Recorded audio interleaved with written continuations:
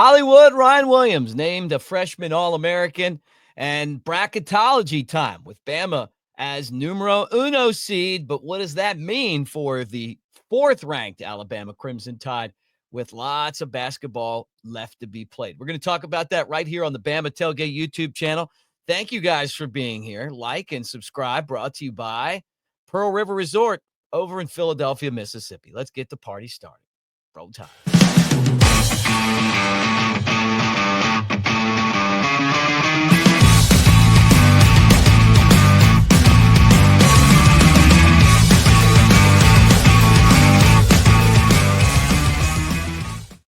All right, there he is. Oh, Catfish. Chad Anderson in the house. I'm Mick Gillespie. Thanks for hanging out with us here on the Bama Tailgate YouTube channel.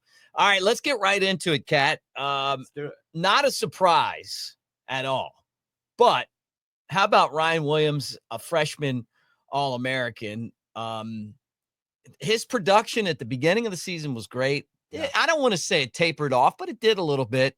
But he's so electric. And, he's coming back next year. Well, you could see they were trying to figure out ways to get him the ball because look at down the stretch. I mean, they couldn't get him the ball. Mm-hmm. It's not that he wasn't open time to time. It's not that he wasn't running good routes, but Milroe just a lot of times couldn't get him the ball. Mm-hmm. And that was a struggle.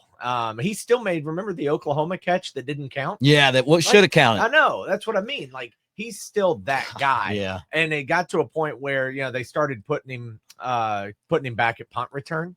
And that was another thing, just trying to figure out how can we get this kid the ball. One of the biggest games Bama had in the second half of the season was at LSU, mm-hmm. but that was a Milroe game. Like Milroe went off in that game. Yeah, right. So, but every other game, like they just couldn't figure out how to get it to him.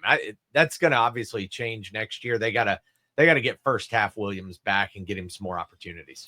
Yeah, he ended up with great numbers. I mean, you talk about for a freshman, I'm thinking like he might have had one of the best freshman careers that I can remember. I mean, it was electrifying, and he was screwed over by the officials in the Oklahoma game. But 13 games, he had 865 yards, 8 touchdowns, 48 receptions, and was tied for fourth most receiving scores in the SEC in his first year, and then ranked 8th in yards per catch at 18 yards per catch, and then 10th in receiving yards per game, 66.5. And you're right. It felt like there were games where Milroe just couldn't get him the ball. By the way, do you know he's only 17? Yeah, and we talked about that, right? He's supposed to be at Saraland last year. Yeah. So he'll actually be the right age this year. But it was one of those things like they kept telling you over and over. It's like when Kyra Lewis played basketball at Alabama. All they talked about was how he was 17. But it is like to his credit, just he's out there playing with guys who are 20, 21, 22 years old defending him, and they can't keep up. Like Georgia was supposed to have the most elite defense in the country. Oh, Malachi Starks. Yeah. And and Williams goes up and grabs the biggest catcher.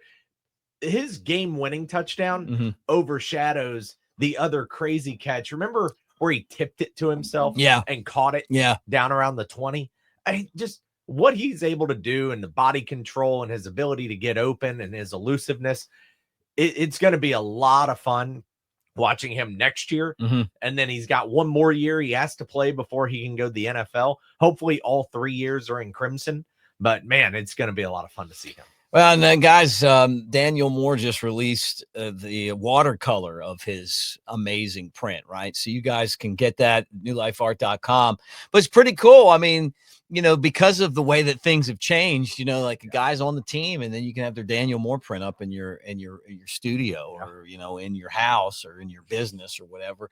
But I'll tell you, of all the Bama players that I can remember coming up from in my time, I don't remember anyone that was like him. He's like Lamar Jackson, but he's a receiver version. Like he catches the ball. He does all these weird things. He catches the ball, and then like you can't really like get him because he's just so like slippery. He's like I said he was like Prince. Like just the way he moves around.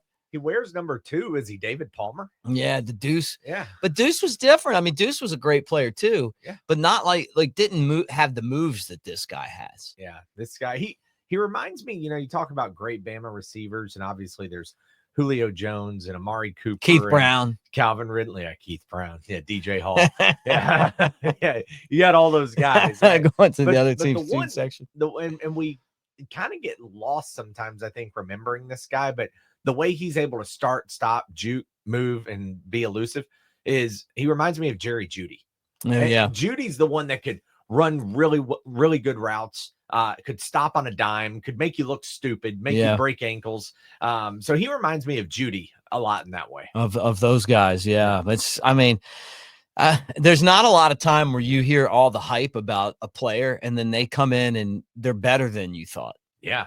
Like over exceeded. Yeah, like you're watching and you're going, man, is this guy for real? Like, the Georgia catch still one of the best plays in Bama history, and the best catch of the season, the idiot official that made up the call in that Oklahoma game, which it still irritates me to even sit here and talk to you about it, but stole away what should have been the catch of the year. So congratulations to him. Then there's going to be a lot more accolades that come his way before it's all said and done. And again, you can get that Daniel Moore print and use our promo code Bama Tailgate, 20% off.